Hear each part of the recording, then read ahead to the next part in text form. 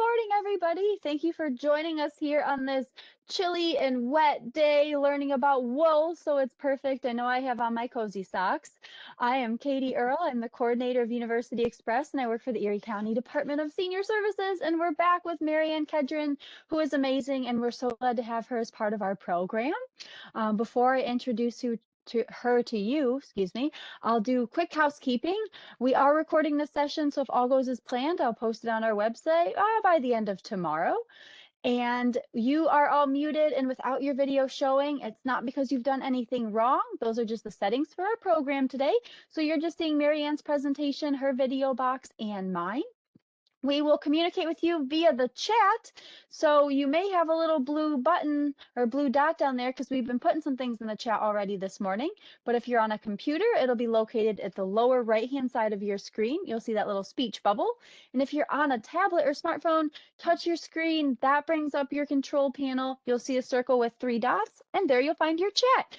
So type in your questions, your comments, anything you want us to know when you think of it, and then we'll see how much time we have at the end to get into all of that.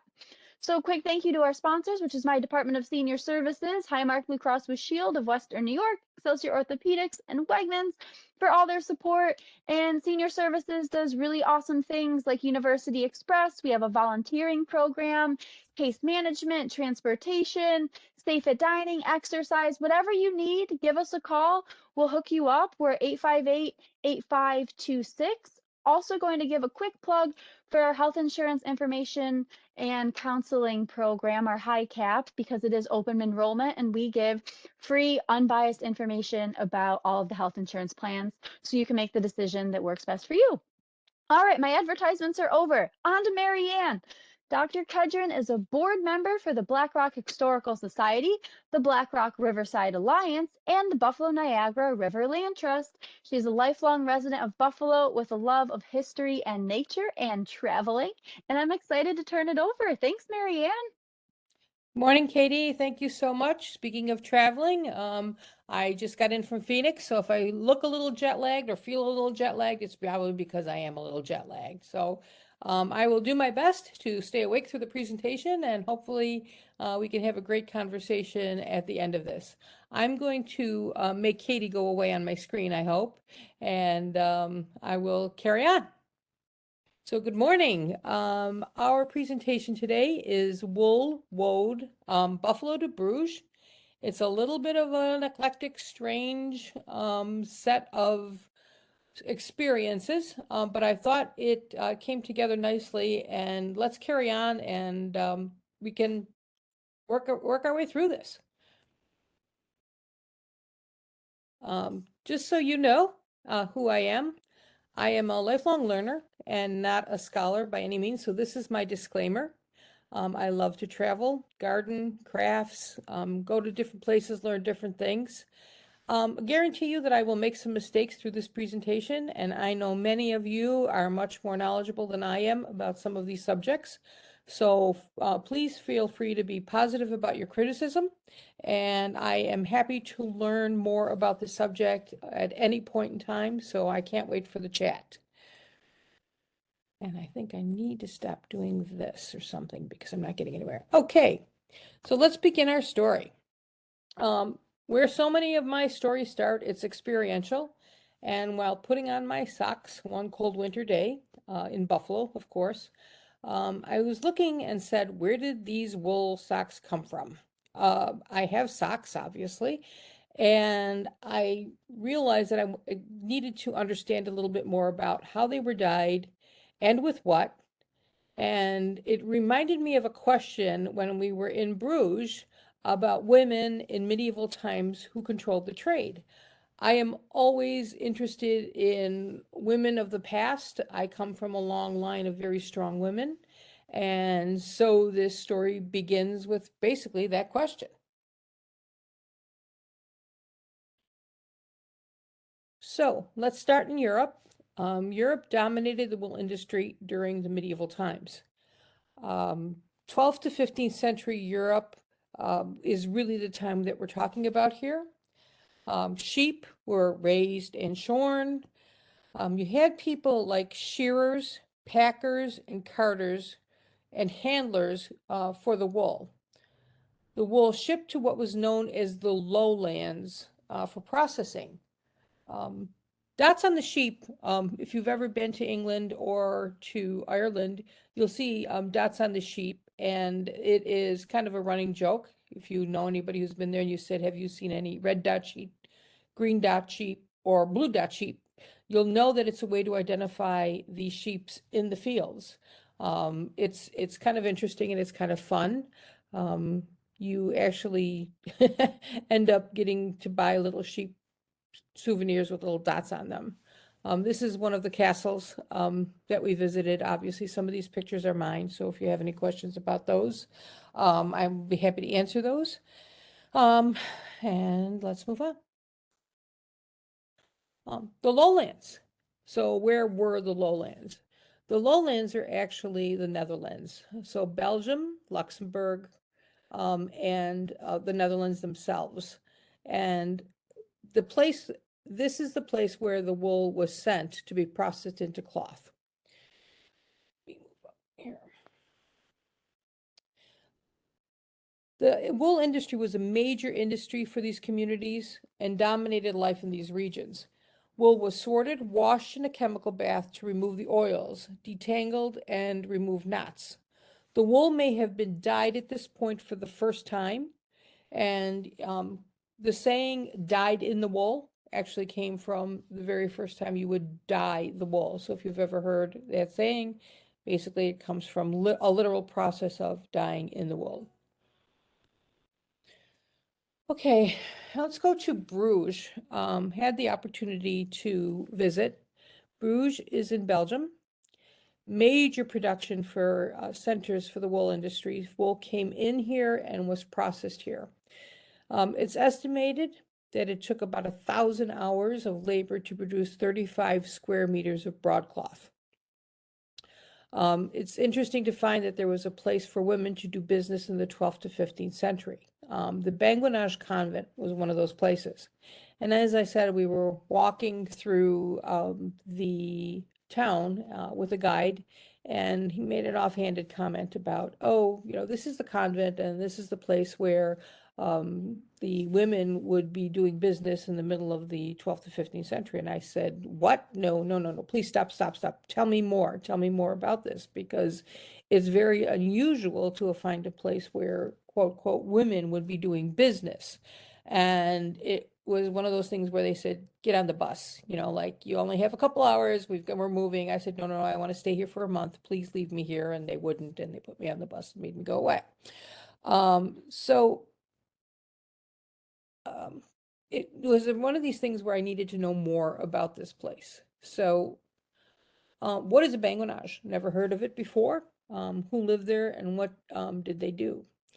It's basically a convent. But after the 12th century, women were allowed to join, lay women who did not take vows. You could conduct business. You did not pay taxes because you had the sanctioning of the church. And they were an extremely important part of the wool business at the level of mid-level distribution.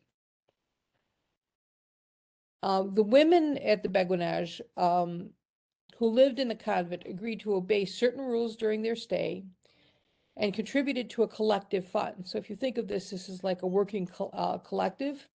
Women agreed to remain celibate while living on the property and contribute to the collective fund. Banguinages were formed, which consisted of several houses built around a central chapel or church. Religious activities did take place there, but there was a brewery, a bakery, a hospital, some farming buildings. And in this particular case, this Banguinage was a sorting center and middle manager for the wool industry.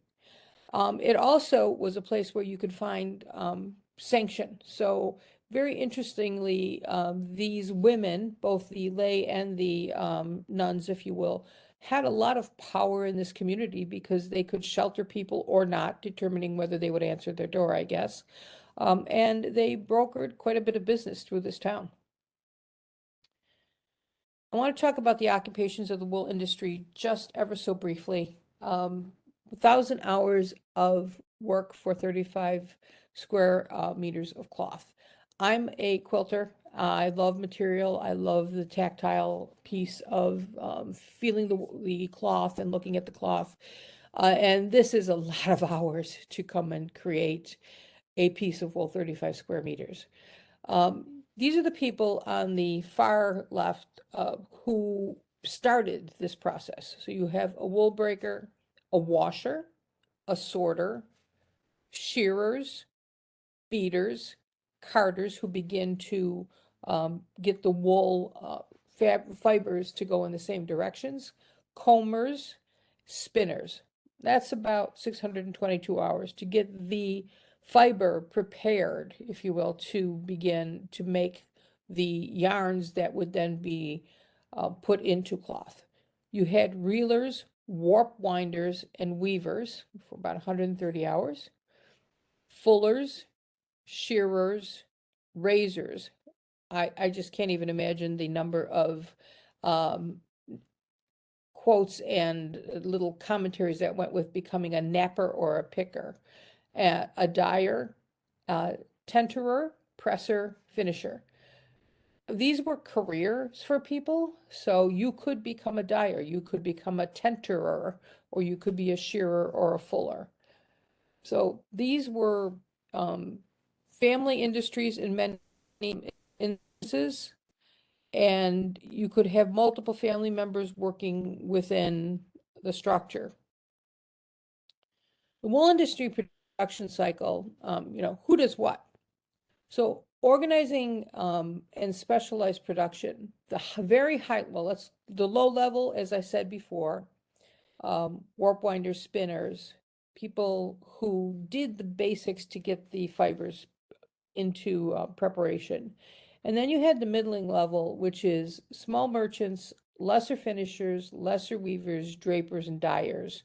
So these are the people who take the fibers and then begin to either weave them or put them into fabric and then begin to broker the business part of this. Some people saying, well, you take this piece of wool and create this and bring it back to us, and then we will send it over to someone else to do the next step of the process. So there's a brokerage that goes on at this mid-level staging.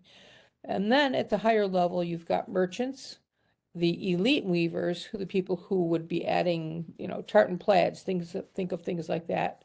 Brokers, inspectors, and finishers. So these are the people who are creating the higher levels of quality cloth.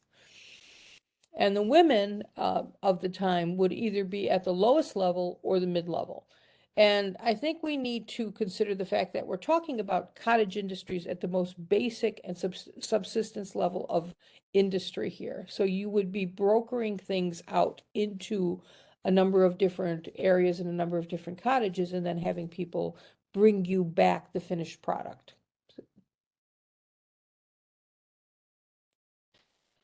Okay, I wanted to speak a little bit about women and the comparisons. I know growing up, I always thought that everything was always the way it is in Buffalo, I guess is the way to put it. Your view of the world is very myopic based on your experience.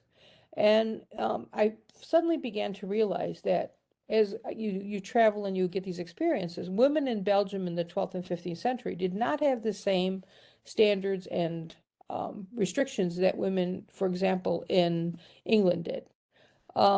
Women in Belgium inherited property equal to men. You could do business in certain areas. You could amass wealth because you could pass it down and inherit from your parents, your father, if you would. And early New York and New Amsterdam brought these rights to New York under Dutch rule in like 1653. So when we think about New Amsterdam and New York, the Dutch influence was very heavy in our communities. When England took over, because of the wars and the exchanges, etc., we lost many of those rights. And women were then subject to what would be considered English law, and the property exchanges were not the same any longer. I find it interesting that women in Buffalo and in Seneca, let's say Seneca Falls, In 1848, Women's Property Act, allowing women to control property, came into being. So we're talking almost 600 years later. And in 1900, all states. 1917, New York State gives women the right to vote. So the equity and the ability to represent oneself didn't come until 1917. 1920, the 19th Amendment passed.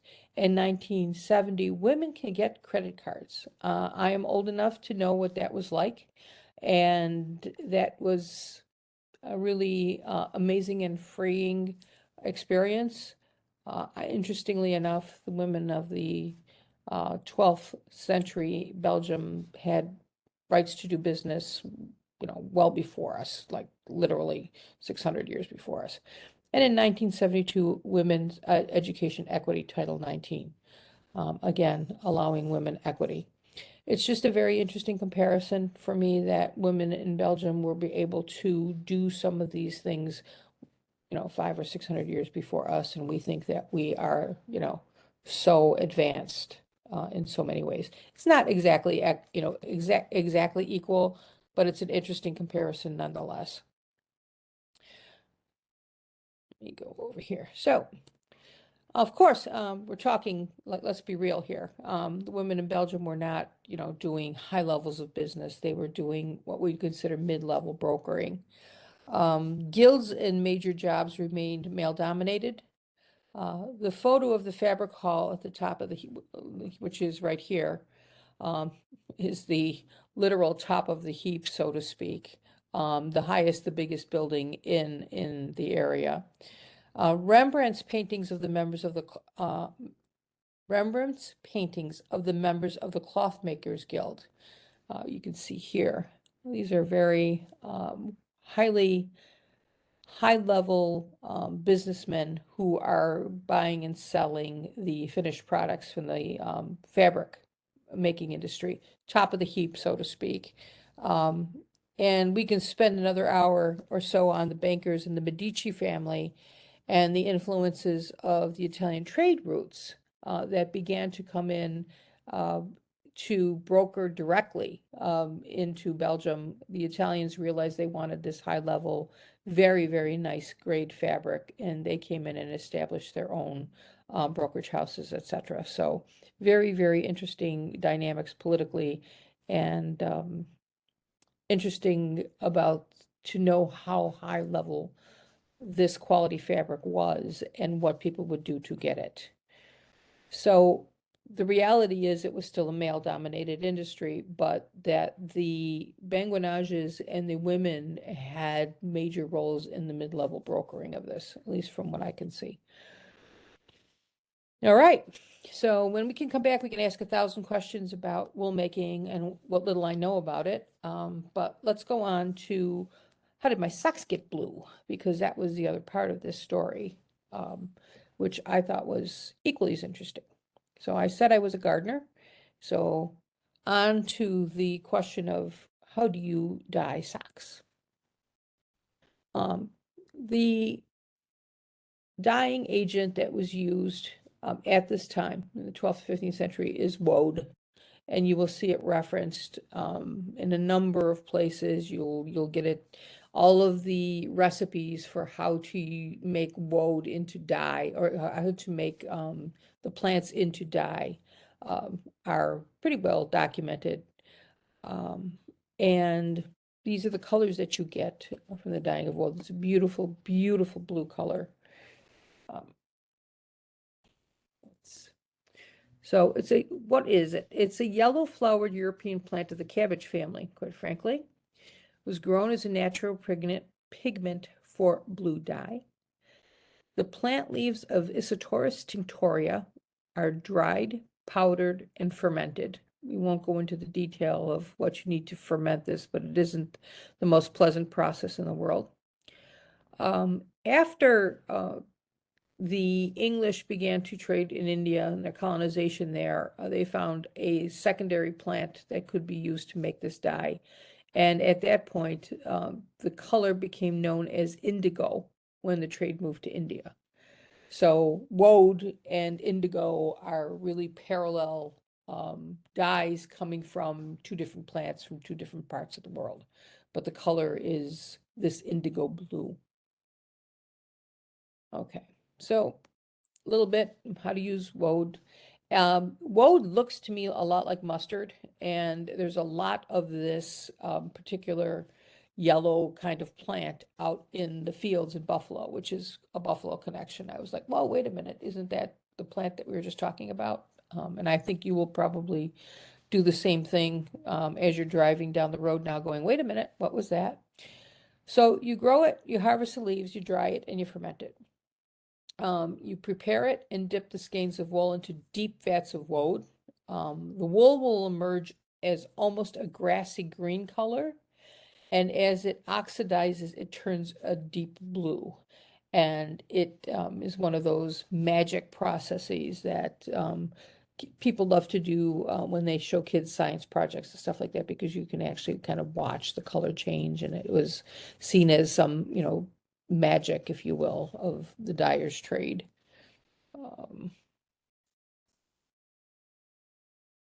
Those who worked as dyers were often identified by their blue hands. Certainly no one was wearing plastic gloves back then. So if your job was a dyer and you were doing woad, guess what? You had blue hands forever. Again, this is a very interesting plant. It looks very much like mustard to me. Varying sources identify the use of woad as a blue dye used in early Celtic tattoos. Some sources describe the Celts as the blue people because of this. Remember, this is something that grows naturally there. I believe that the woad has a blue or very dark green line in the leaf itself. So there's ways to distinguish one variety from another. The Buffalo connection is both the yellow flowering plants and the Irish community. We have both. I need to identify if it grows here in the fields or, is it woad or mustard, as I said. So don't be surprised if you see me wandering in the fields in spring. As I said, apparently woad has a blue or dark green center in the leaves. Particularly if you go down the 219 in the spring, you'll see these plants everywhere. So as I said, don't be surprised if you see me wandering the fields. I couldn't resist the tattoos. Frightening and formidable, to say the least. The Celts, as they were warriors, they either painted their face or tattoos their faces with the blue, put the blue on them, so they became known as the blue people. They were quite ferocious fighters, and as you can see, these two tattoos are quite formidable, and the color is pretty distinct. Okay. Use of woad today. In the 15th century, alternative sources of dye began to prevail, as we just talked about. Sources from India and the New World began to dominate and destroy the Flemish wool dyeing and fabric industry, basically moving this industry from the British Isles and the Lowlands to India and the Americas. Specialty dyeing use of natural plants has experienced a big resurgence today. I'm sorry I missed the Fiber Arts Festival. I think it was in East Aurora. And I know that a lot of people have natural fibers. I know that there's a lot of work being done with alpacas and sheep in this area, which I think is fantastic. We have the same resources, the same plants. A lot of it is similar to the regions of the Netherlands and the Lowlands. So back to our socks. I don't want to spend a whole lot of time talking about the presentation. I'd rather ask questions and answers. The socks are wool, came from the sheep, learned about the Netherlands and the Benguinages in Belgium and the trade. Brought a little bit of the Dutch masters into it and Rembrandt, and those are actually the guild members for the industry. The actual dye and the look of the dye, the actual look of the wool is a beautiful blue color. And remember, indigo is also used in blue jeans. I think that is a whole nother presentation in history of the development of blue jeans and how that happened. The plant and the dyeing itself, the plant is a form of the cabbage plant. It takes a lot to get the dye prepared and fermented. It makes formidable tattoos and very, very good dyeing of fabrics. And what you end up with is my wool socks. Those socks are Donegal wool socks, and actually the irishsockshop.com can get you a pair of Donegal wool socks if you really want them.